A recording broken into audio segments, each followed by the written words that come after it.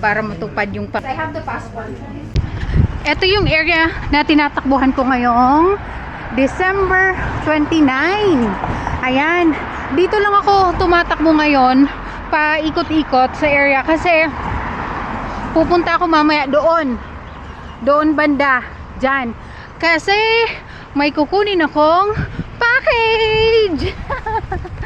Unexpected kasi dapat ang delivery pa daw noon January 2. Kanina naka-receive na ako ng message na ready for pick up na daw, kaya after kong tumakbo pipick upin ko na siya, dadaanan ko na.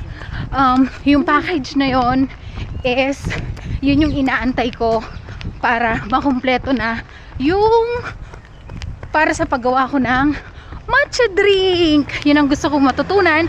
So ngayon dumating na siya, kaya I'm so excited. So tatakbo muna ako. After ko tumakbo, pupunta na ako dun sa store para pick upin yung package. Tara! 4.05 kilometers na ako.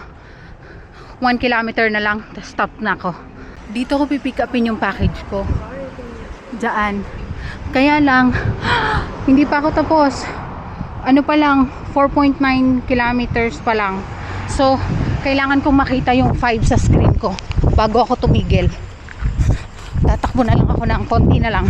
100 meters. Wait lang. Finally, 5 kilometers done for today's video. So, punta na ako dun sa store na yon para pick upin ko yung package ko.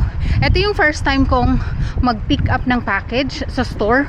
So, hindi ko alam kung anong gagawin. Pero, may code naman na sinend sa akin yung inorderan ko. Tapos, dinala ko na lang din yung passport ko para sa identification. Baka kasi manghingi ng ID. Pero, ayan na. Dyan. Pasok na ako. Wait lang. Eto na. Papasok na ako para pick upin na yung package. Ito yung store. Pila-pila. I want to pick up my package. I don't have the SMS.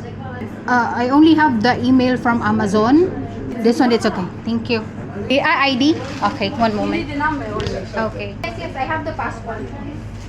Here. Thank you. It's okay now? Okay, thank you. So, eto na. Eto na yung pinaka-iintay kong package para matupad yung pangarap ko. Ayun. Buti na lang dinala ko yung passport, panigurado, hiningi nila. So, eto na.